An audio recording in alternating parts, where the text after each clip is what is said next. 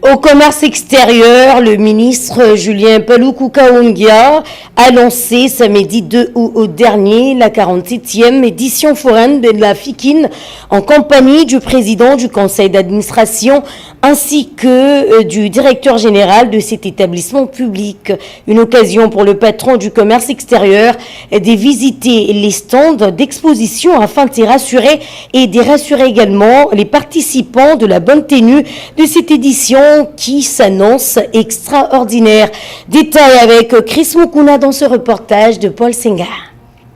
Placé sous les thèmes Foire de la paix et de l'unité nationale pour la stabilité des échanges commerciaux, la 47e édition foraine à la Foire internationale du Congo-Kinshasa a été lancée ce samedi 2 août 2025 par le ministre du Commerce extérieur Julien Paluku Kahongya, en présence des officiels, des opérateurs économiques congolais et étrangers dans un engouement total. Des stands d'exposition et commerciaux, le parc d'attractions, les restaurants pour la promotion de la gastronomie congolaise ont été visités par le ministre accompagné du président du conseil d'administration de la FICIN, Kennedy Katassi, et du directeur général Didier Kabampele, ainsi que des invités. Le ministre du Commerce extérieur se fixe un délai de 36 mois pour moderniser la FICIN, les travaux de construction des différentes infrastructures, le parc d'attractions, les sites d'exposition et de commercialisation. Et un hôtel de 5 étoiles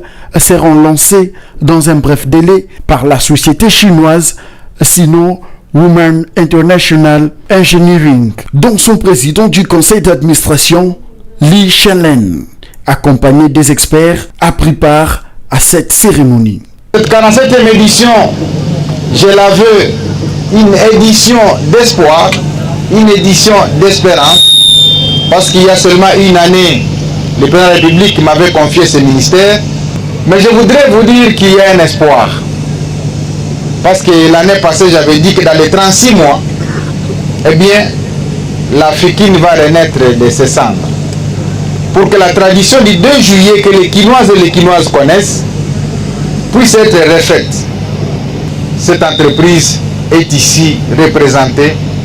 par une forte délégation qui vient faire des études sur la FICIN, la moderniser, chasser la poussière et faire de cette foire de Kinshasa non seulement un lieu d'attraction à travers ce parc d'attractions, mais également un lieu où on va construire d'autres infrastructures pour que désormais des gens viennent organiser des expositions, y compris les expositions universelles ici à Kinshasa,